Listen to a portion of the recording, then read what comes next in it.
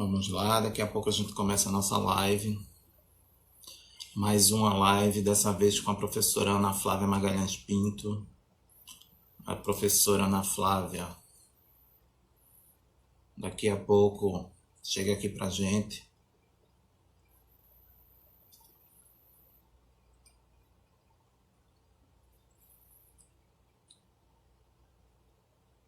E nós começamos.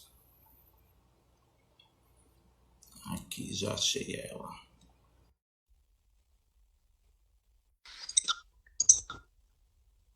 Olha ela. Oi, Jean, tudo Tudo bem? bom? Tudo bem.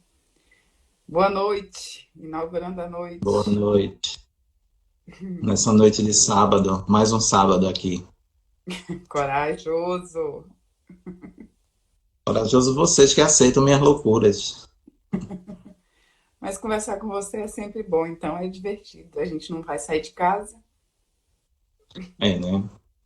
No máximo um jantarzinho depois das 7. É, em casa. Em casa. Bem, gente, boa noite para quem está chegando agora. É, já estamos aqui com a professora Ana Flávia e eu queria, de antemão, como sempre, agradecer a disposição dela e de todos os que encaram minhas loucuras no sábado. Tá? Um sábado que é normalmente reservado para coisas domésticas, para a família, e vocês aceitam estar aqui trabalhando um pouquinho, falando um pouco da vida de vocês, que a gente também entra, querendo ou não, na vida de vocês.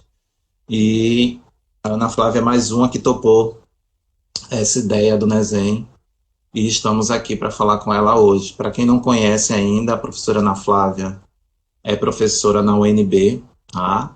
E ela faz parte do departamento de História da UNB e tem, né, acho que quem não leu deveria ler, ou está lendo, né, o livro dela, que é fruto da tese, que se chama Escritos de Liberdade, né, Literatos Negros, Racismo e Cidadania no Brasil Oitocentista, saiu pela Unicamp, e tem a dissertação também, que se chama Imprensa Negra no Brasil do século XIX, que saiu pela Selo Negro. Além de tudo isso, que fazer dissertação e tese é um trabalho árduo, a Ana Flávia ainda coordena o GT Emancipações e Pós-Abolição da AMPU, é, Regional na Oeste. região, na Regional Centro-Oeste. É disposição e ainda participa de live, ainda contribui com textos e mais textos, e está aqui encarando tudo isso nesse Brasil pós não, né, durante a pandemia, que nos obriga a ficar em casa. Muito obrigado, Ana Flávia, pela sua presença aqui hoje. Tá? Imagina, eu que agradeço. Bem, eu acho que já temos, nosso mini auditório já está aqui formado, a gente já pode começar um pouco da nossa conversa e ao longo das lives, que é uma coisa que a gente vai se acostumando a fazer, para quem não tinha costume, mas a gente vai se acostumando e pegando táticas. né? E uma das coisas que a gente se acostumou a perguntar para todo mundo que está chegando e está topando participar é como esse mundo da pesquisa passou a fazer parte da pesquisa, do ensino, da temática historiográfica, passou a fazer parte da vida de quem está aqui. E aí eu queria começar com essa pergunta, né? Como é que você se entranhou nesse mundo da historiografia? Como é que a história passou a fazer parte da sua vida? Foi algum acontecimento, alguma orientação? Como é que isso começou lá atrás? Bom, eu costumo dizer que a história me escolheu e eu não escolhi a história. Porque a princípio eu tinha até feito uma escolha que minhas colegas e meus colegas da comunicação às vezes ficam chateados, mas eu falo, eu estava, eu fiz minha primeira graduação é em jornalismo, né? Eu fui porque eu acreditava que o jornalismo era a forma de narrar uma outra história do Brasil no tempo presente de maneira independente, com um público mais amplo, esse diálogo mais direto. E aí eu fui para o jornalismo, né, na graduação em jornalismo. Só que lá mesmo eu já entendi que a coisa funcionava um pouco diferente e, ao mesmo tempo, eu tive a oportunidade de ter fazer uma disciplina chamada Formação da Imprensa Brasileira, FIB, com o professor Lund Braghini Júnior.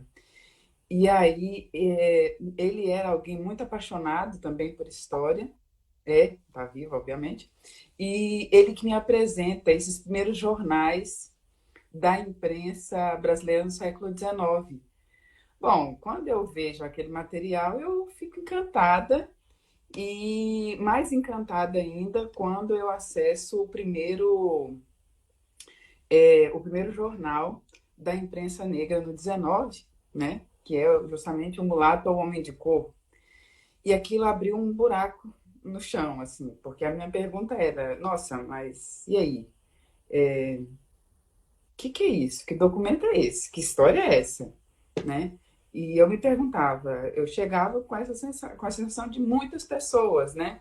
Que era, bom, a história da população negra se resume à escravidão. A história dos negros do século XIX é vivida a partir do lugar do escravo, nem escravizado ainda.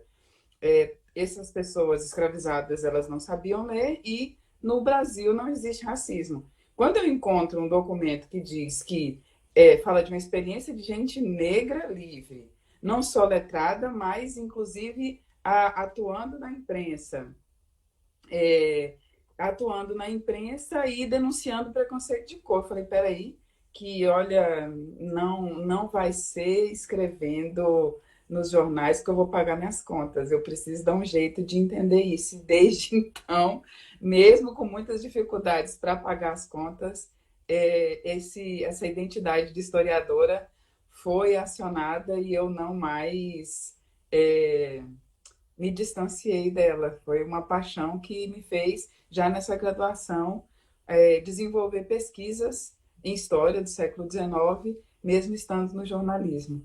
E lutar bravamente para para ser entendida como historiadora, né? Que isso também é um outro capítulo.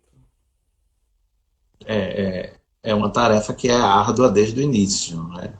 Os caminhos que levam a gente a participar, a fazer história, eles são bem diversificados e às vezes a gente se surpreende quando passa a contar isso depois. No seu caso, a gente vê o jornalismo como uma marca inicial e que perdura dentro da sua pesquisa, querendo ou não, você trabalhou muito com jornais. A gente vê isso ao ler os seus textos, né? Até a sua forma de escrita lembra, traz uma densidade acadêmica, mas você não deixa de falar para todo mundo. Eu Isso, acho que isso é crucial. e, ao mesmo tempo, isso é dado pelo jornalismo, mas também é negado dentro do jornalismo. Isso é uma discussão que perpassa todas as humanidades, né? Essa produção de conhecimento. Porque muitas vezes os jornalistas também não comunicam, não estão interessados em comunicar com o público, com o grande público, conversar com todas as pessoas, né? E é importante que isso tenha a ver com uma perspectiva de produzir conhecimento que pode se valer de algumas ferramentas que a comunicação oferece, mas que também tem a ver com essas práticas que são disputadas, buriladas também. Por exemplo, eu fiz também parte de uma graduação em letras. Essa é uma preocupação dos estudos literários, da crítica literária, isso é uma preocupação de antropólogos, de sociólogas, e por aí vai. E eu, de fato, faço parte de uma geração e de um grupo em que essa preocupação ela é bem marcante, né? E aí a gente vai tentando sofisticar essas ferramentas, essas habilidades de escrita e de diálogo sobre a história, né? Uma história que, ao ser contada, ela não produza distanciamentos, né? Estranhamentos, no sentido de desconexão com esse seu público, mas em vez disso, favoreça que as pessoas entendam a si próprias como sujeitos históricos do seu próprio tempo, a observar experiências de sujeitos e até mesmo instituições de momentos mais recuados no tempo. A gente precisa se reconhecer em algum momento. E é uma boa escrita, uma escrita que tem empatia. Eu sempre gosto de lembrar para os meus alunos, você tem que pensar para quem você está escrevendo. Você não está escrevendo para você, você está escrevendo para os outros. Para quem vai ler. Você não quer seu texto guardado numa gaveta ou então num estante de universidade para ninguém ler. A Isso, intenção, eu acredito que a intenção maior é a publicização desses textos. Que eles e eu acho circulem, que eles que sejam entendidos. isso é fundamental até para a gente fazer a defesa do nosso próprio trabalho.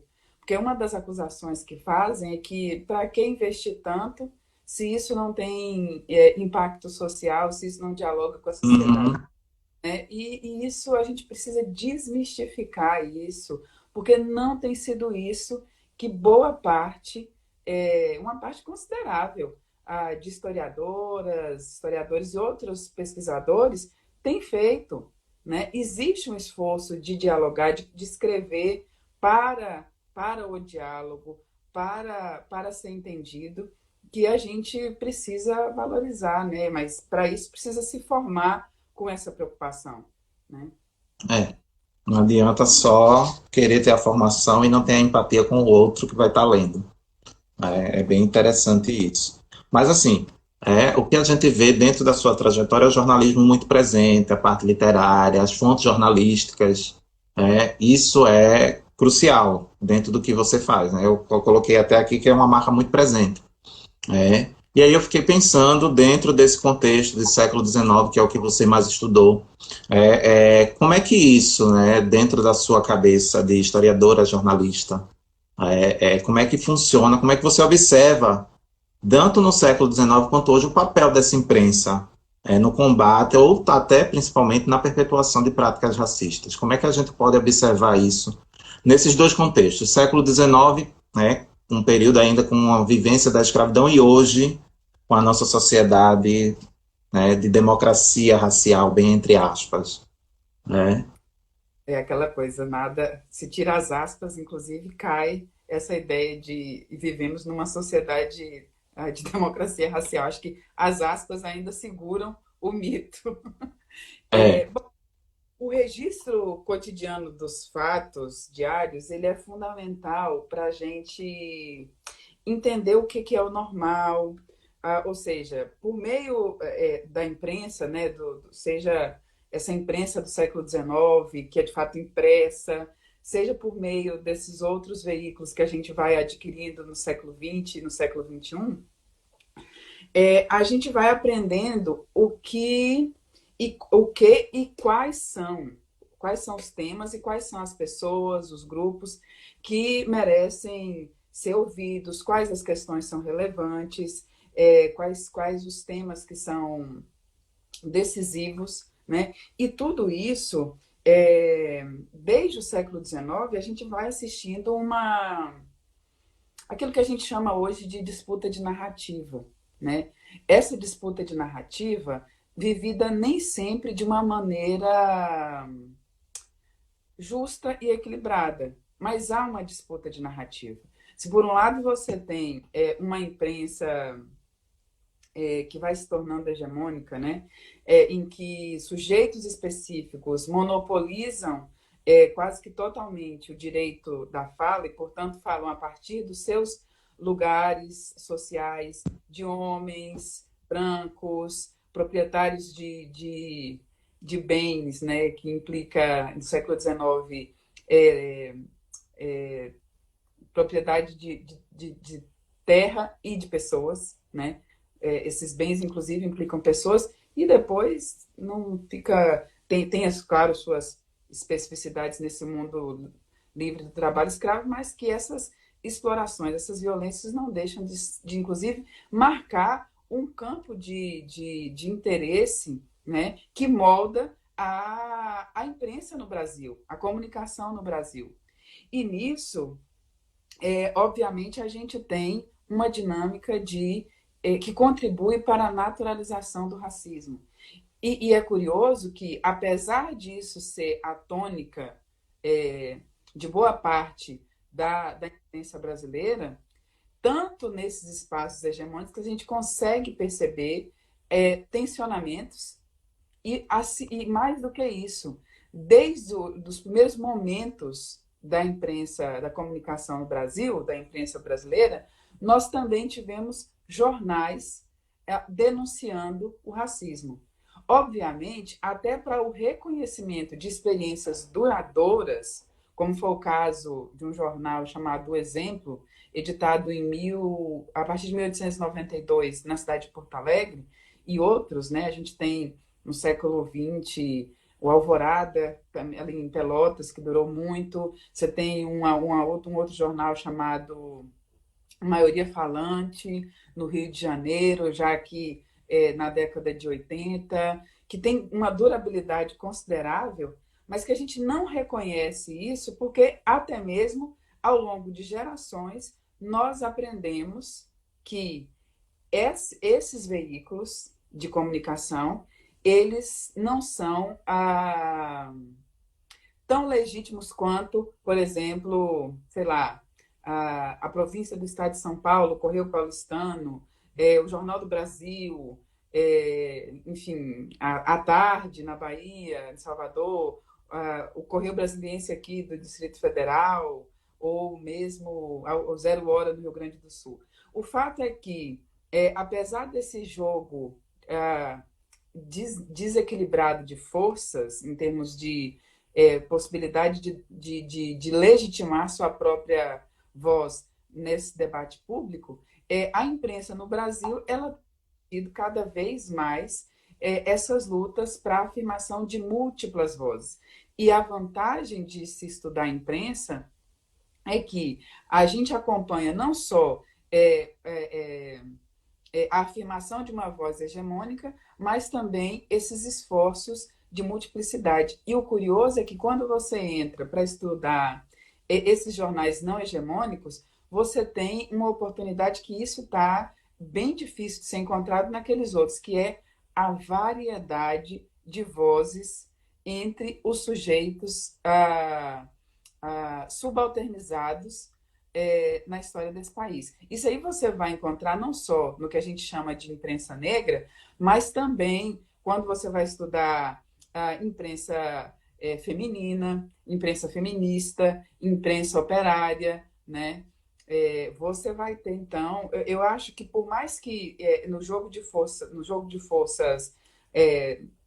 de poder da sociedade, esses jornais registrem o pensamento de sujeitos que não têm o mesmo poder dos grandes conglomerados, né, dessas grandes empresas, é fundamental, porque para a gente pensar a história, o tamanho de um veículo de comunicação não garante a ele a representatividade da sociedade. A gente lida com isso numa ilusão criada pelo próprio domínio, a possibilidade de exercício de poder. Parece que ler a Folha de São Paulo permite você entender melhor o Brasil do que ler, por exemplo, um Iroí, que foi um jornal editado aqui no Distrito Federal, nos anos 2000, ou até mesmo um Clarim da Alvorada. Afinal de contas, amanhã a gente chega aos 120 anos do nascimento de José Correia Leite. Quem inventou essa imagem de que a imprensa negra é uma imprensa acessória, uma imprensa complementar, e que o grosso da sociedade, aquilo que importa na sociedade, está no estado de São Paulo, coisa e tal, é justamente essa matriz de pensamento racista que nega a legitimidade às outras vozes. Eu entendo que a compreensão que se tem a partir de um jornal, em todas as suas contradições, de um jornal da imprensa negra, né, nesses momentos aí, ela tende a me levar a um Brasil que é visto a partir da perspectiva de um grupo social que é majoritário, né? Ler a imprensa negra é ler leituras feitas a partir de indivíduos que compõem a maioria da sociedade e não a minoria, né? Isso. É muito importante isso que você fala, porque enquanto a gente se reconhecer como uma minoria, ou for representado enquanto uma minoria, na verdade, a gente não consegue dar um passo à frente. É preciso a gente reconhecer tudo isso, vê a imprensa, vê esses conglomerados de comunicação hoje em dia, que não reúne só a imprensa escrita, mas a internet, a televisiva, tudo isso é para mostrar que quem é a maioria da população, e não é de agora, é de muito tempo, não é a população branca hegemônica que se coloca como hegemônica, na verdade. Não é ela que está aí. Mas uma coisa que é bem interessante a gente pensar nessa perspectiva de sociedade, e aí voltando lá para o século XIX, eu me peguei no título que você deu para a sua fala de hoje, né, de falar da liberdade.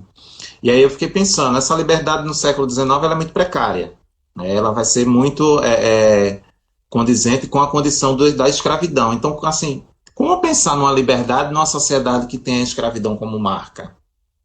Como é que isso vai estar lá no século XIX? Como é que nós, historiadores, ou quem vai investigar, e aí abrindo o campo para quem for pensar o século XIX, como é que a gente pode dar conta dessa relação de uma condição escrava e um sentimento, uma sensação, uma necessidade de liberdade que aí tem todo um contexto de liberdade que dá direitos, que dá deveres para aquele sujeito, para aquele cidadão, quando ele é cidadão, num século XIX que a gente sabe que a cidadania não era para todos. Como é que a gente pode dar conta disso? Como é que você consegue pensar isso nesses seus escritos, nessa sua vivência, tanto com a imprensa quanto estudando o século XIX, Ana Flávia?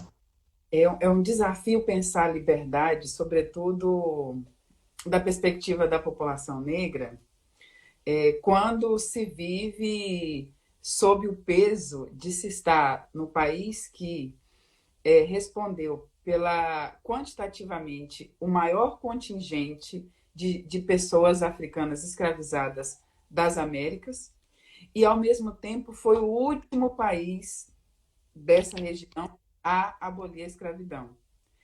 Só que tem um detalhe aí que é curioso. Pensar a liberdade em sentido, em perspectiva abstrata, pensar a liberdade como sinônimo de cidadania, não faz muito, Uhum. porque efetivamente há uma opção pela escravidão, né? Recentemente, numa aula que a gente tem realizado, na aula tanto da professora Hebe quanto da professora Keila, elas tematizaram essa questão de a independência do Brasil, a própria Constituição de 24, ela viveu o impasse e resolveu, então, a tentar se esquivar de uma opção pela escravidão, né? Isso. No momento em que o Brasil opta pela escravidão, justamente nesse contexto em que se funda a cidadania brasileira, cria-se um impasse.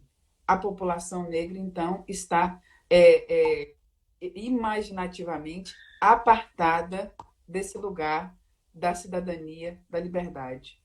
Só que tem um detalhe, que aí a história é muito generosa, porque ela, ao mesmo tempo que ela é generosa, ela é perversa. Ela contraria esquemas simplificadores da realidade. O Brasil, desde a primeira metade do século XIX, antes mesmo da independência, já tinha o maior contingente de pessoas negras livres e libertas das Américas. E aí isso essa opção pela manutenção da escravidão vai gerar um impasse para gerações e gerações de pessoas negras, tanto aquelas que viveram durante o período da escravidão, quanto as que existiram posteriormente, até mesmo nós, nesse contexto aí de pós-abolição.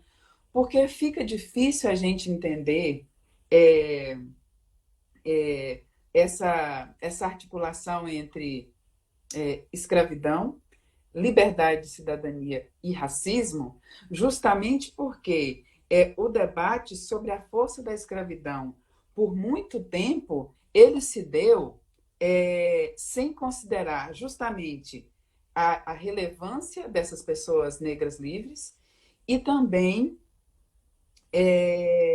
sem reconhecer o racismo, preconceito de cor, ódio de raça, como usando expressões do século XIX, sem reconhecer o racismo como um elemento fundante, como algo central para explicar o que é o Brasil.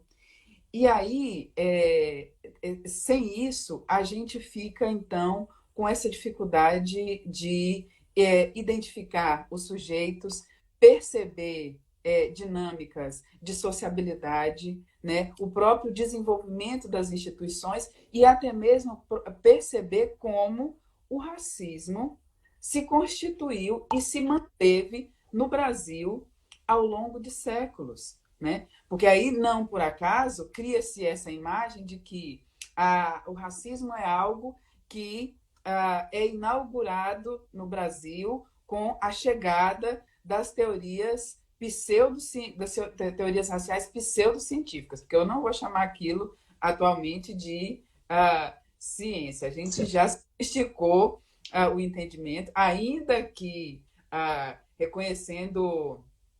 Não se trata de anacronismo, até porque no século XIX isso era chamado de ciência, mas daqui do século XXI, olhando para isso, toda a evolução, todo o aprimoramento da ciência, a gente sabe que ali eram ações praticadas de maneira indiscutivelmente apaixonadas, cheias de convicções que pouco tinham a ver com esse equilíbrio, essa racionalidade da ciência.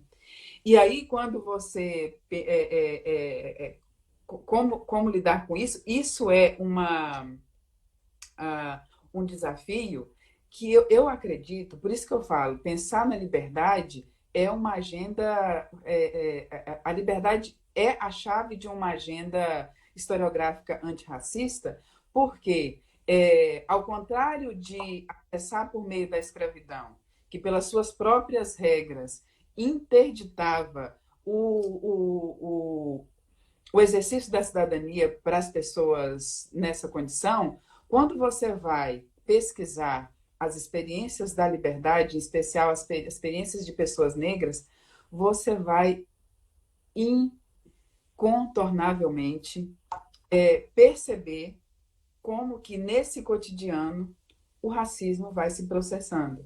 Mesmo diante de figuras que contrariaram todas as baixas expectativas, a exemplo do conselheiro Rebouças, do conselheiro Montezuma, né, que chegam em níveis altíssimos dessa institucionalidade brasileira, mas não chegam sem serem atravessados em diversos momentos da vida por essa dinâmica da racialidade, da racialização e do racismo no Brasil.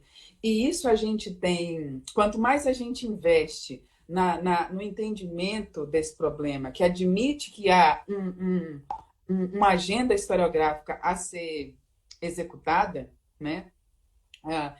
Portanto, passa a ter mais atenção aos sujeitos, às dinâmicas, às práticas cotidianas de como isso vai se processando, certos tabus da história, dessa narrativa histórica brasileira, eles vão se desmontando. Eu lembro do quanto que foi instigante para o Sidney Chalhoub escrever aquele último livro dele, a Força da Escravidão. Porque ele mesmo dizia, na minha época, quando eu estava lá escrevendo Visões da Liberdade, as pessoas diziam que não era possível escrever a história dos libertos, não haveria como. E a geração dele não só mostrou que é possível escrever essa história a partir das experiências dos libertos, mas também chamou atenção para esses tais livres. E aí, inclusive, ele vai, dos debates, ele vai dizer, o bom de passar a vida fazendo isso é que quando a gente chega 20 anos depois, a gente já consegue se autocriticar, porque a documentação que ele, a princípio, leu como uma tentativa de ação de liberdade, ou seja, gente escravizada que buscava alcançar a liberdade, sobretudo ali por força da lei de 1872, a lei do ventre livre, ele, então, vai perceber anos depois que ele estava diante de ações de manutenção da liberdade. Em que sentido? Ele estava acompanhando pessoas indo contra o crime que estava previsto já no Código Criminal do Império, que era reduzir pessoa livre à escravidão. Ou seja, muitos libertos foram reescravizados, muitas pessoas livres eram escravizadas. E por que isso acontecia? Porque, como ele mesmo vai registrar com tranquilidade lá na Força da Escravidão, ao contrário do que dizia a lei, que dizia que toda pessoa é livre até que se prove escrava. O cotidiano era o contrário. Toda pessoa negra pode ser pensada escrava e tem que se provar livre. Isso autorizava desrespeitos e mais desrespeitos. Isso tem a ver com o quê? Com a associação entre a aparência da pessoa, ou seja, a racialização a qual a pessoa é submetida e as possibilidades que ela tem de acessar o mundo da cidadania. Isso é uma agenda historiográfica que pode ser explorada em tudo quanto é frente. Se você vai estudar a história da educação, você vai perceber essas dinâmicas. Se você vai estudar a história da imprensa, né, história do teatro, história da música, para todo canto que você entre no século XIX, você vai encontrar até mesmo o pessoal que gosta de fazer história das instituições, né? História do direito, né? A gente tem uma infinidade de possibilidades. Mas para isso, é por isso que eu insisto, estudar a liberdade no século XIX, em especial, né? E no pós-abolição também. Enfim, esse campo é o campo que mais cresce no Brasil, na historiografia brasileira, justamente não é virar as costas para a história da escravidão, porque por mais que eu não queira fazer a história da escravidão, a violência racial me obriga a lidar com essa fluidez, não necessariamente positiva, entre esses chamados mundos da escravidão e da liberdade. Né? O que se chama de precariedade da liberdade nada mais é do que a porta de entrada para a história do racismo no Brasil. Né? Isso, é bem interessante tudo isso que você traz. Você falando aí, eu estava lembrando a documentação, né? Como você lembrou do Sidney Chalub, a gente consegue ver ela de formas diferentes. Eu lembro de uma documentação que eu analisei, que do Ministério da Marinha e do Ultramar, ainda com o Brasil no período colonial, em que era falado que os próprios habitantes da capitania, no caso Pernambuco, né, Recife, é que contribuíam para o aumento do número da população de cor.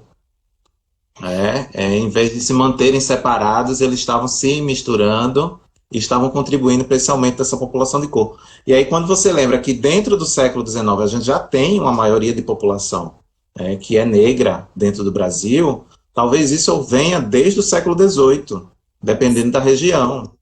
A gente vai ter essa maioria vivendo livre, dando a dinâmica social. Eu lembrei recentemente, na live passada, do caso dos pardos, que é uma exaltação aos pardos que acontece em metade do século XVIII. Aí eu fico me perguntando, se essa população fosse excluída, não fizesse nada, fosse só escravizada, será que elas teriam uma consciência de um padre chegar a fazer uma exaltação de que os pardos eram melhores do que qualquer outros dentro daquela sociedade? Será que essa população está assim, tão excluída, tão deixada de lado, tão relegada, tão sem importância para ter isso? Eu acredito que não, que é uma população que vai deixar sua marca. Infelizmente, a gente vai ter depois o racismo, que é uma forma de tentar deixar tudo bem demarcado socialmente. A gente vê o racismo como uma marca.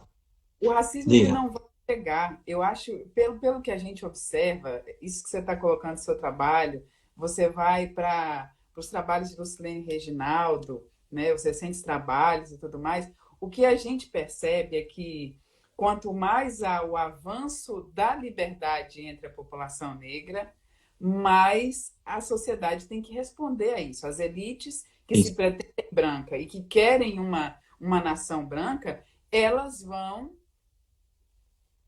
enfim, acompanhar as leis no Brasil ajuda muito a gente a entender isso. Porque é curioso que a gente chega ao século XIX com famílias que já estão na terceira geração, famílias negras que estão na terceira geração na liberdade. O que significa isso? Significa que, mesmo numa sociedade escravista, é a tal da obviedade da história, a obviedade da narrativa histórica, né?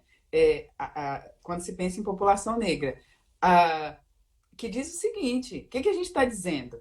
Que, apesar de colocado em situação de desvantagem, afinal, a escravidão no Brasil, ela era dirigida a africanos e seus descendentes, essas Isso. pessoas não abriram mão de suas vidas, seja por meio de participação como traficantes, pequenos traficantes ou figuras até eventualmente bem estabelecidas nesse tráfico, seja como pessoas livres que vão disputar espaço na sociedade, essas pessoas existiram como sujeitos históricos. E isso tem consequência.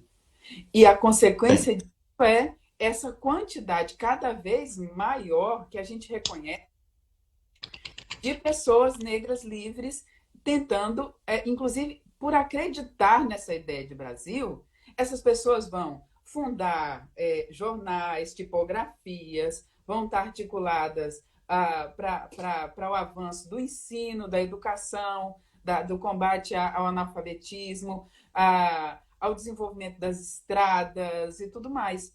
Isso é curioso porque é difícil enxergar essas pessoas negras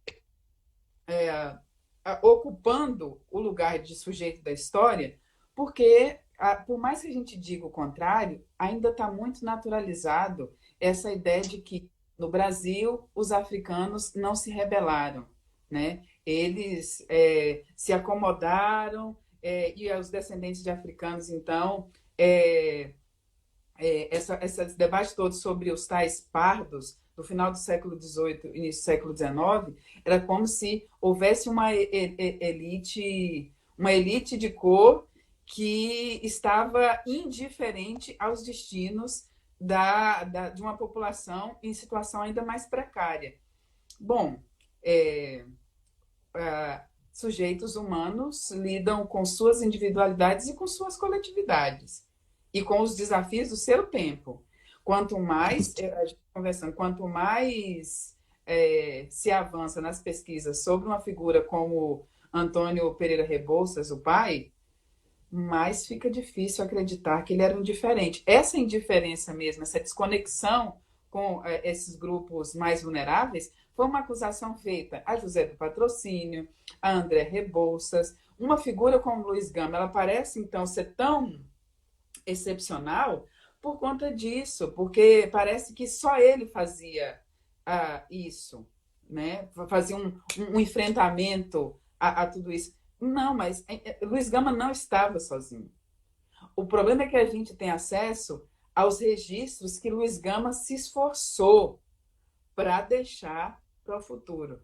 Mas a viabilidade de Luiz Gama tem a ver com o compartilhamento do seu tempo com pessoas em grande medida semelhantes a ele, né? E aí é por isso que a gente investe nessa ampliação do repertório de sujeitos negros livres nesse século XIX, né? Isso para mim é fundamental, seja para assim, eu falo do século XIX que é meu tempo xodó, né? Apesar de todas as barbaridades. Mas quando você dialoga com a turma do período colonial, essas figuras vão aparecendo também, né? E a gente precisa saber lidar com eles. Essas figuras existem, elas precisam ganhar visibilidade. Eu acho que isso que você faz na tese é importante porque você traz visibilidade de alguns que já são conhecidos e outros que ficaram, digamos, fora dos grandes estudos que a gente conhece, mas você consegue dar voz. Se não salve a conta, são 8 ou 9 personagens que você dá conta. E eu não sei dizer quantos vão aparecendo, porque foi uma experiência que não se esgotou.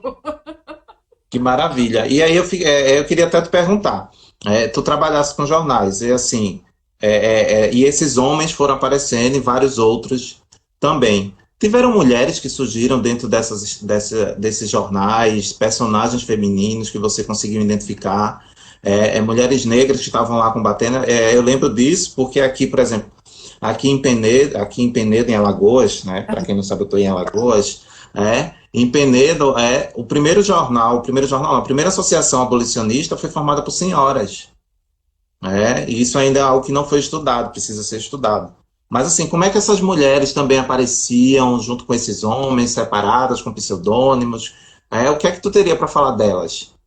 Olha, primeira coisa, eu acho fundamental a gente não querer que mulheres apareçam na história atuando nos termos que nós chamamos de participação masculina, né? Sim. Existia machismo, existia racismo nessa sociedade. Logo, pressupor teria havido uma Josefa do Patrocínio, uma Luísa Gama, inclusive, subestimar a capacidade dessas mulheres de existirem naquela sociedade de maneiras também relevantes e, lamentavelmente, complicadas por essa conexão, esses eixos estruturantes, raça e gênero, né?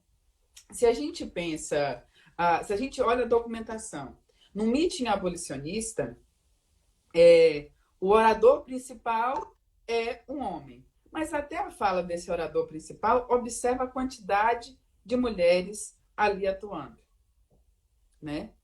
Essas mulheres atuando com poesias, com música, entregando as próprias cartas de alforria naqueles contextos, na plateia, né? Isso significa que, embora essa audiência pública não atribuísse a mesma legitimidade da luta dessas mulheres, tal como atribuíam aos homens, essas mulheres existiam. E aí, por exemplo, é curioso que Luiz Gama fala muito da mãe, né? O José do Patrocínio fala muito da mãe. Inclusive, as pessoas tentam atacar o José do Patrocínio como se ele tivesse abandonado a mãe, o que não é verdade. E ele tem essa relação com a mãe. Quando a mãe morre em 84, ele vai saudar. E outras pessoas negras, né? Elas têm essa vinculação materna. Você tem a figura de mães, mas tem outros momentos que, para além da família desses sujeitos, a gente consegue entender como que as mulheres estavam processando esse jogo da cidadania, né, da liberdade e da luta contra a escravidão. Na tese, tem uma história que eu acho sensacional, na tese que virou o livro, né? Chamada Cimerina Rufina dos Prazeres. Cimerina era uma mulher liberta, que arranjou um namorado. E um namorado que virou noivo e eles iriam se casar. Ela, já muito atenta às perversidades desse mundo escravista e racista, ela foi atrás da ex-senhora desse noivo dela para se certificar de que ela estava casando com... como é que fala? Com a pessoa livre, né? Com a pessoa que tinha a tranquilidade de se casar. E aí ela vai e garante isso, só que num belo dia, o tal do noivo, alguém aparece na porta dela e fala que um medalhão, um sujeito de renome na sociedade, amigo dele, estaria querendo falar com ele. Esse cara é vítima de um sequestro. A Cimerina, então, sai por esse Rio de Janeiro, a gente está falando de histórias da escravidão e da liberdade no Rio de Janeiro, ela sai por esse Rio de Janeiro contando essa história para Deus e todo mundo, e inclusive chega na redação da Gazeta da Tarde, salvo engano. Ou é Gazeta da Tarde ou Cidade do Rio, que é um jornal do Patrocínio. Ela conta isso para o Patrocínio. O Patrocínio, então, amplia o alcance dessa história e poucos dias depois vão localizar o noivo da Cimerina numa casa de escravos na Rua do Lavradio. Eles, então, resgatam e ela faltou pouco falar assim, e Cimerina resgata o seu mocinho num cavalo branco e eles vivem felizes para sempre. A gente já sabe que esse feliz para sempre para um casal negro é relativo, né? A gente precisa É desconstruir. péssimo. Mas é isso, você tem uma agência de mulheres negras que, mesmo não sendo escritoras em jornais, mesmo não estando ali, elas sabiam justamente como que funcionava, elas tinham conhecimento de como funcionava essa luta abolicionista e elas se posicionavam, né? Inclusive salvando, se não fosse Cimerina, o noivo dela seria reescravizado, algo muito comum naquela sociedade ainda, apesar de amplas parcelas de gente livre. Então, é importante que a gente tenha a tranquilidade para perceber que, por exemplo, a Claudina, né?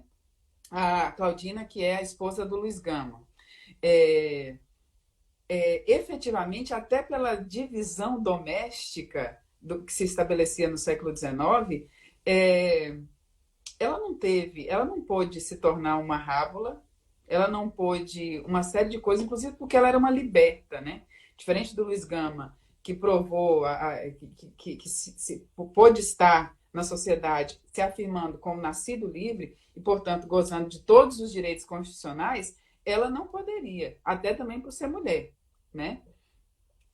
Mas, enfim, ela não esteve, ela não fez exatamente o que Luiz Gama fez, mas imagina só, numa casa onde circulava tanta gente abolicionista, você vai me dizer que essa mulher não participava dos debates? Luiz Gama saía de casa, ela ficava em casa, né? Chegava alguém, deixava um recado. Como então Luiz Gama ia saber? Não tinha um e-mail, não necessariamente as pessoas sabiam escrever. Claudina era uma pessoa que tinha a luta abolicionista na cabeça e atuava a partir de seu lugar social. Isso é menor do que estar à frente de um jornal?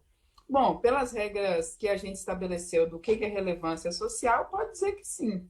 Mas do que um sujeito, uma pessoa humana, pode fazer a despeito das limitações sociais que lhes são impostas, olha que essas mulheres fizeram foi muito. Se a gente pega o trabalho da Juliana Barreto e outras mulheres que têm pesquisado a atuação de mulheres no comércio dessas cidades, a própria Valéria Costa tem também entendimento, pesquisas a esse respeito, Valéria de Pernambuco, Isabel Reis, né? Elas estão evidenciando esses lugares de mulheres negras no cotidiano, gente. A gente tem dificuldade de visualizar não só os homens, mas as mulheres, então, que não vão atuar nessa chave dos espaços legitimados ainda mais. Na verdade, o que você fala é para a gente conseguir pensar outros sujeitos, né? Outras formas de atuação, outros lugares sociais, como é que eles vão estar inseridos nessa sociedade, fazendo elas e eles se movimentarem em torno desse ideário abolicionista, contra a escravidão, de lutar pelos seus direitos, né? É muito importante isso que você está trazendo. Daqui a pouco a gente começa a ser vencido pelo tempo. Acabei de olhar isso aqui. Mas vamos lá, vai dar tempo. Aí, se não der, a gente começa de novo, rapidinho. Eu anotei aqui que, ao longo das últimas décadas, o que a gente vê é que a inserção de historiadores negros tem sido constante, fruto de luta, de movimento social. Ao longo das últimas décadas, a gente tem visto isso. Tem ampliado o ponto de vistas, que isso é muito importante para a gente não ficar com aquela história eurocêntrica, baseada só numa visão de branquitude, digamos assim.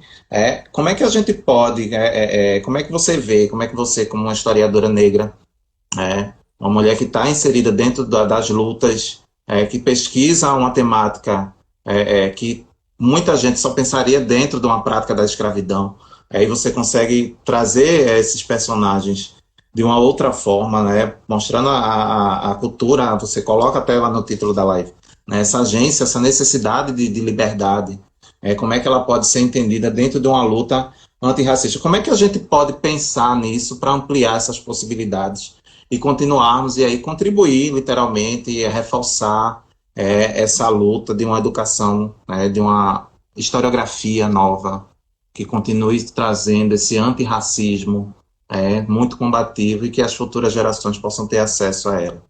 Pensar isso dentro do papel, do que é que o professor pode fazer, do que é que o aluno pode fazer, como é que a gente pode tentar dar conta, dentro do seu ponto de vista, de algo tão grande, tendo em vista que a gente está numa sociedade que tem um racismo estrutural muito demarcado. A gente tem isso, infelizmente, na nossa sociedade, a gente tem essa herança, e muitos não conseguem nem reconhecer que a gente vive numa sociedade racista. Aquela velha máxima, quem é racista é o outro, eu não sou. Tem até coisas que não são que não são racistas, quando a pessoa, no fundo, está sendo racista, com certas atitudes. Como é que a gente pode estar fazendo isso? Você é professora de ensino de história, metodologia, dentro das nossas práticas professorais, digamos assim, como é que a gente pode tentar dar conta disso?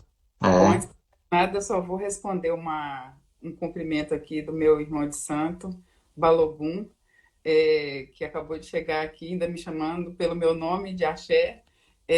Oiá Surefum Ó, Balogun, Oiá Surefumim. Mas então, que bom que você apareceu bem agora, viu, o Balogun? Olha, essa construção, esse crescimento de historiadores negros tem a ver com justamente é uma espécie de prova de sujeitos históricos, da ação de sujeitos históricos negros, né? Porque se a gente pega os 40 anos da história brasileira, inclusive dessa história da escravidão, essa década que antecede o centenário da abolição foi um confronto, não foi só um desejo interno da academia de perceber essa agência histórica dos escravizados, né? Isso tem a ver, inclusive, com uma demanda social de que não dá para continuar com a Isabel a Redentora, a gente quer uma outra história, a marcha da farsa da abolição, ela aconteceu, não foi por outra coisa, havia uma demanda, queremos que a população, uma história do Brasil que não se reduza à escravidão. Essas mesmas pessoas, esse sujeito coletivo chamado Movimento Negro, impactou não só no debate público do Brasil sobre si mesmo, mas demandou a alteração da ocupação dos espaços legitimados para a escrita da história. A luta pelas ações afirmativas, ela não é abstrata, né? Ela é estratégica, inclusive, para a promoção dessa disputa de narrativa, né? E quando você tem um debate que é feito fora da academia, mas atravessando a academia, e isso se casa com uma política pública conquistada por esses sujeitos políticos do movimento negro, que são as cotas, que são as ações afirmativas, isso você tem um aumento de pessoas negras dentro dessa universidade que são afetadas por essa demanda por história que envolve amplos setores. Não é por acaso que a gente tem visto... Oi, voltou, porque está aqui, a bateria está meio fraca já. A gente tem visto isso aparecer em enredo de escola de samba, em letra de música, de rap e tal. Por quê? Você tem uma demanda por história. O Brasil, que hoje entende que é majoritariamente negro, quer saber da sua história, quer escrever a história a partir da sua perspectiva, das suas perguntas, quer ter o direito de perguntar, né? E o que a gente tem assistido é resultado de processo histórico. E aí, o que acontece? Esse aumento da presença negra, ela, em alguma medida, ela vai assustar. Em nenhum momento você vai ter historiadores negros dizendo que historiadores brancos não devem falar, nem que não nos interessa a história da escravidão. Muito pelo contrário. Só fazendo já uma propaganda, no início de setembro vai ter uma jornada sobre os 170 anos do fim do tráfico internacional de gente escravizada, promovida pela rede de historiadoras negras e historiadores negros. É a primeira vez na história do Brasil que historiadores negros vão se juntar para falar de um tema que por muito tempo foi monopolizado por historiadores brancos. E aí a gente vai ter nomes como Roquinaldo, Lucilene Reginaldo, Mônica Lima, Flávio Gomes, Aderivaldo Santana, Carlos Silva Júnior, Valéria Costa, Isabel Reis. Você vai ver gente Felipe Cruz, tem gente mais já a gente chama assim os mocotós. Isso, eu já descobri que essa expressão não vale para todo o Brasil, porque quando a gente chama, no meu campo, mocotó é alguém que tem substância, mas tem lugar que chamar alguém de mocotó não é tão positivo assim. Mas, enfim, a gente vai viver uma experiência dessa, inclusive para desnaturalizar, porque muitas vezes as pessoas não conseguem dizer quem são. Mas quais são os historiadores negros? Bom, vamos dar visibilidade, vamos enxergar, porque isso impacta o modo como a gente, inclusive, lida com essas pessoas e até mesmo as leituras, a produção dessas pessoas, no ensino, né? É importante mostrar para as crianças desde cedo que essa figura, historiador, ela é feita por mulheres e também feita por homens e mulheres com textura de cabelo crespa, escura, de diferentes tons. É isso que a gente tá buscando. E isso é didático, isso é uma reeducação das relações raciais no Brasil. Eu acho que a gente não vai dar para estender muito, porque eu vi aqui o horário que a gente está bem espremidinho pelo Instagram, mas isso é fundamental para a gente refletir, né?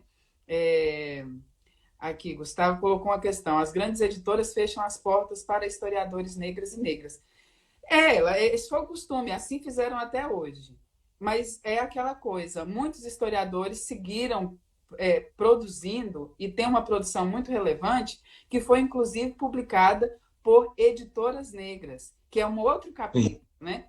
Lá no século XIX, uma figura como Paula Brito foi um dos pioneiros da edição de livros, de imprensa e tal, e a gente não associa, não agradece a Paula Brito a todo o esforço que ele fez para que a gente tivesse um espaço de uma imprensa, né? Um espaço editorial brasileiro, né?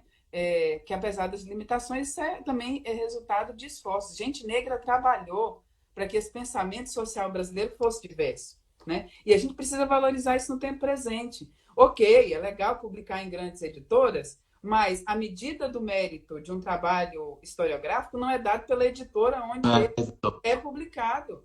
O meu foi publicado numa editora universitária, mas mesmo que não tivesse sido publicado por editora universitária, como foi o caso da minha dissertação, que foi pela Selo Negro, um braço da Sumos, eu entendo que não tem. Se eu publico daqui a um tempo numa editora internacional, não faz com que esse seja o livro mais relevante da minha vida. Como vai acontecer, sabe? Eu acho que esse pensamento, essa qualidade do pensamento, a gente que fala tanto em mérito, o desafio está aí, né? Aprender a enxergar mérito para além das estruturas de dominação. Isso. Essa reflexão que você traz é muito importante para a gente tentar ver do lugar que a gente ocupa o que a gente pode fazer. Não ficar parado esperando que venha, não vou publicar porque só publico se for numa editora grande. Não é isso. O mérito está no trabalho. Por isso que a rede é uma estratégia de dar notícia de que existe, divulgar o trabalho, fazer com que as pessoas possam se citar, se referenciar. Porque se a gente... Ana, vai cair, a gente volta. Tá bom. Conseguiu colocar para carregar? É verdade, né? Não tinha nem pensado, tinha esquecido a parte. Deixa eu botar. Aproveita esse instante, o pessoal está voltando. Deixa eu botar aqui o carregador. Não vai ser muito tempo, eu fico segurando. Porque quando coloco o carregador, ele não fica em pé, sozinho. Tá. Entendi. Bem, a gente estava falando justamente desse papel, né, que a gente não pode ficar esperando uma grande editora para fazer uma publicação, a gente não pode tá numa retaguarda. O que a gente tem que fazer é colocar para frente o que é produzido, o que é pesquisado, no sentido de informar. E aí a gente volta àquele papel que você colocou lá no início. É preciso gerar empatia com o seu texto, é preciso que o seu texto seja publicizado, é preciso que aquela pesquisa saia dos muros da universidade e chegue no ensino, por exemplo. Exato. É uma coisa muito importante disso.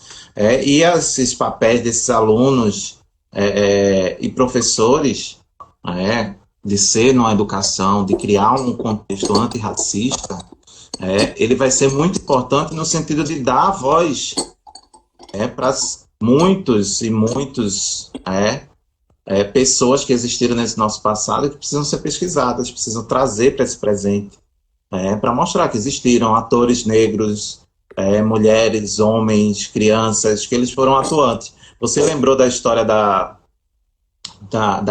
noiva, que foi em busca do seu noivo?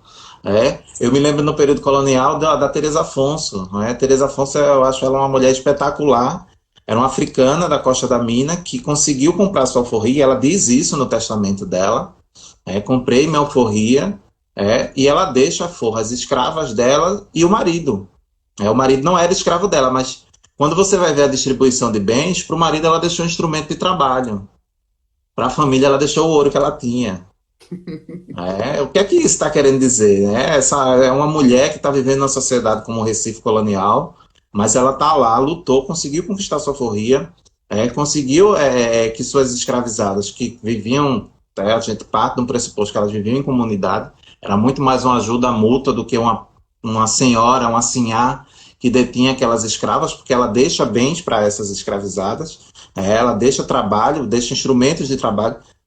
Como se ela passasse a herança do trabalho dela para aquelas outras escravas que viviam com ela. Já para o marido, ela também deixou o instrumento de trabalho, ela não deixou um cordãozinho de ouro para o marido. O interessante dessa história é que a gente vai acompanhando ao longo do tempo e existem outras sinhás pretas, como chamou a Sheila de Castro Faria.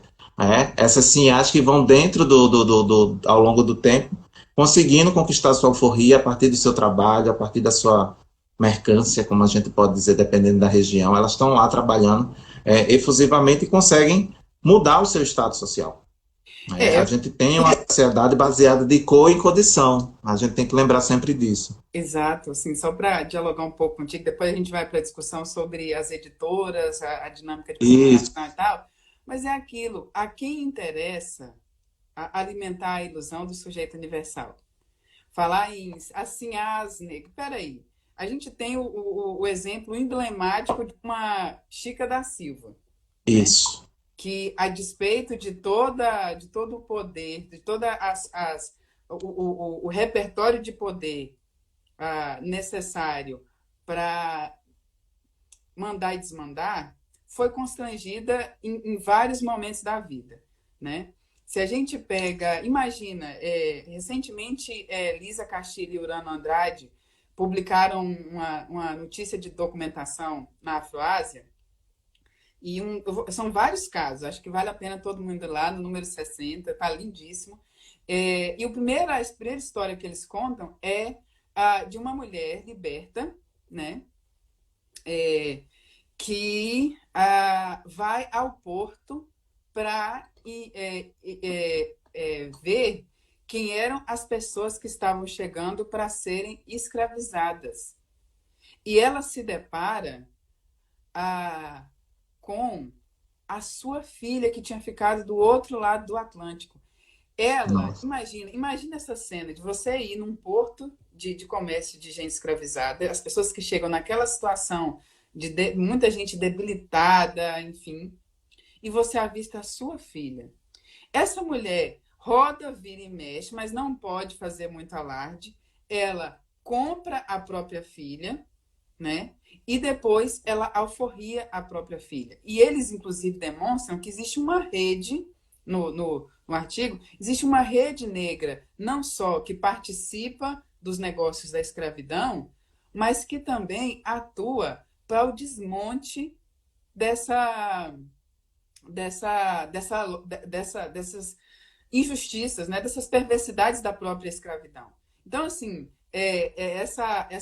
essas tendências de leituras dicotômicas, elas são perigosíssimas e elas têm a ver com naturalizações, né, que dizem respeito a esses vícios que a historiografia naturalmente é do nosso campo. Por isso que a história é uma ciência peculiar que permite que a gente revisite as nossas leituras sobre o passado, né? E enxergue determinadas dinâmicas que, a depender do que se pergunta, não tem como acessar porque não tem interesse em enxergá-las, né?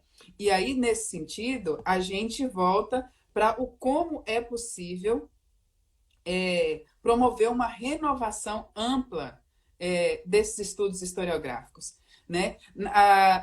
Na medida em que o mercado editorial brasileiro ele ainda é limitado, né? A gente tem o desafio de, inclusive, potencializar os espaços para divulgação das nossas produções.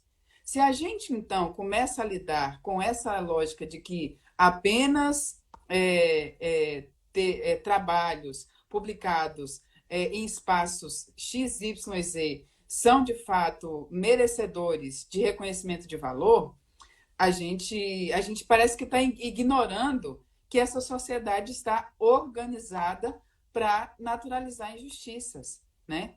Isso. Qual é a grande editora, por exemplo, que está localizada no Centro-Oeste, no Nordeste ou no Norte, até mesmo no Sul?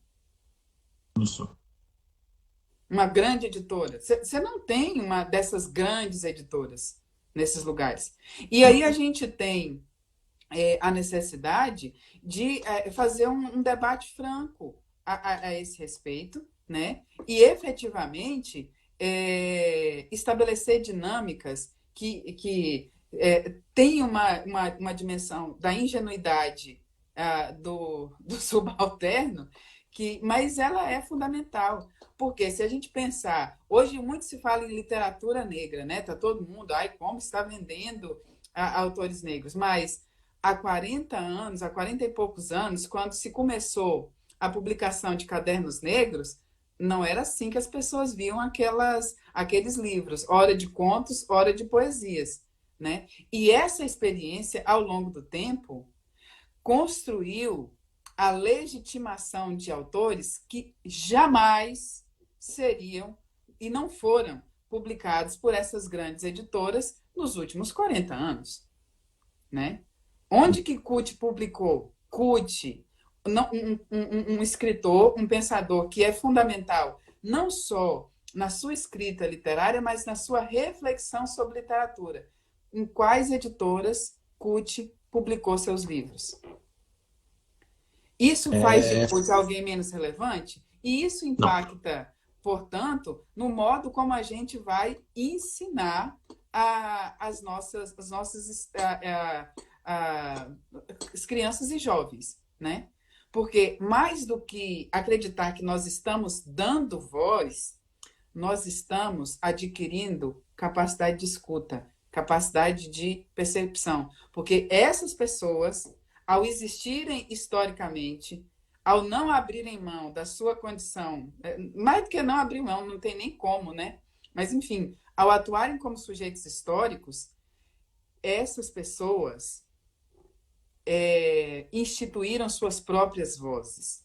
Vozes que, por força do racismo, do sexismo, elas não foram escutadas por amplos setores hegemônicos da sociedade. Mas, se Conceição Evaristo hoje é quem é, tem a ver com um público que escutou e editoras que apostaram na importância do seu trabalho e isso fez com que ela avançasse.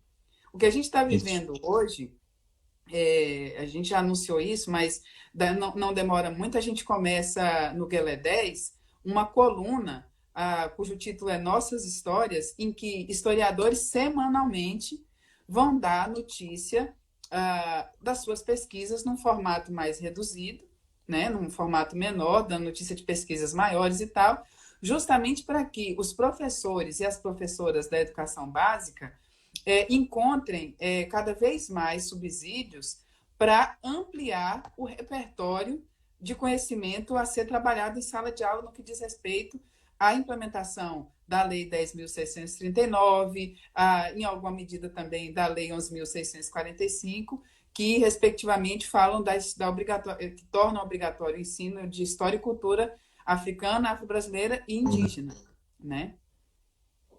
E a É, gente tem... é, é, Fala. digo. Não, pode falar. Não, eu acho que isso que você está lembrando, essa semana a gente tem que passar a pesquisar espaços, né, de ver locais de inserção. Simples atitudes como, por exemplo, criar verbetes no Wikipédia, podem ser uma solução didática, por exemplo, para a gente trazer personagens desse nosso passado, homens e mulheres negras que podem nunca tiveram sua história contada, mas que a gente achou o documento, a gente conhece alguma coisa que pode ser contada. Isso que você está falando desse mercado editorial, que se abre, esses espaços dentro da internet que também se abrem, são importantes para a gente ver neles brechas, de furar esse sistema que exclui, que é hegemônico de uma cultura que não valoriza quem está fora desse eixo, digamos assim, do Sudeste, para publicação. A gente tem muitas obras que estão circulando internamente, são de editoras universitárias, mas nem por isso vão deixar de ser lidas, ou merecem deixar de ser lidas, porque elas são importantíssimas. Exato. Se você não tivesse, por exemplo, tido sua tese publicada por uma editora universitária, talvez ela tivesse saído por outra editora, menor, sem ser universitária, mas ela estaria aí para ser consultada. Se não tivesse nem sido publicada, tem um repositório para se pesquisar. Então, são Mais espaços. quanto menos oportunidade se dá, menos chance a gente tem de fazer os trabalhos circularem, mas isso também não impede. Porque se a Isso. gente considerar o pensamento, por exemplo, de uma Beatriz Nascimento, a gente lê hoje Beatriz Nascimento porque houve um empenho para que os textos dela circulassem. E até hoje ela não foi publicada, muito pelo contrário, foi um coletivo pan-africanista que editou esse livro, né? Primeiro, Alex Hades fez uma edição, Eu Sou Atlântica, e mais recentemente um volume bem maior de textos foi publicado, né? Por uma estratégia como essa. Mas se a gente não fala, se a gente não inclui nos debates, se a gente não dá até de presente para os colegas, e mais do que Isso. para, sabe, interrompe certas dinâmicas de pegar material de editoras pequenas e logo transformar num PDF e sair compartilhando, a gente alimenta as possibilidades de que essas editoras sigam apresentando conteúdos que só são perceptíveis às grandes editoras quando elas acham que atende a um nicho de mercado. As editoras negras, elas não atuam por nicho de mercado, elas atuam justamente na elaboração de práticas de conhecimento que vão além dessa lógica comercial. E aí elas são fundamentais para a produção do novo, né? O novo, ele não é publicado, ele não é impulsionado por essas editoras marcadamente comerciais. As editoras comerciais, elas identificam algo que tem potencial de venda, mas a potencialidade de venda, a formação de um público e de um grupo de intelectuais, ela é feita em outras dinâmicas. No caso Isso. desse pensamento negro, é feito por dinâmicas nada convencionais, né? E que tem a ver com essas estratégias de afirmação e desenvolvimento de pensamento negro. Isso tem tudo a ver com o debate que a gente faz no século XIX. Porque se a gente pensar que lá na década de 30,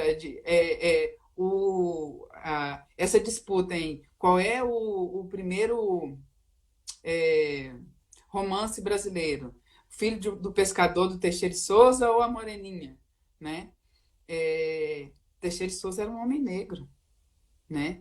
E a viabilidade dele nesse mundo das letras tem a ver com quem? Com justamente o Francisco de Paula Brito, que deu oportunidade para publicar textos do Teixeira de Souza, e a gente não visualiza essas tensões de raça e produção de conhecimento, porque parece que isso nunca foi relevante, né? E isso remete, aquela coisa, entender Paula Brito, quem é que antes, até mesmo do excelente trabalho do Rodrigo Camargo, lá da Unicamp, sobre o Paula Brito, quem é que fazia esforços para o não esquecimento de Paula Brito? É Oswaldo de Camargo, escritor negro, um dos grandes nomes da literatura negra, né?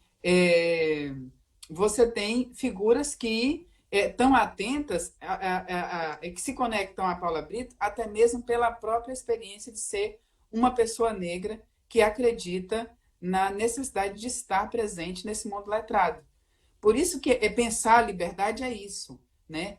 As conexões que se estabelecem dizem respeito a uma afirmação desse lugar de liberdade, de humanidade, que tem longa duração.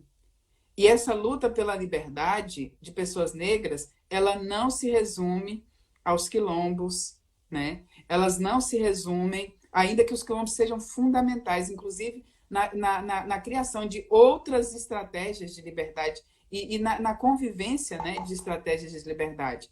Mas a luta pela liberdade negra, ela não se resume aos quilombos e às rebeliões de gente escravizada. Isso vai muito além, e inclusive conecta pessoas escravizadas, libertas e livres, que a gente ainda não tem familiaridade, não tem tranquilidade de contar essas histórias.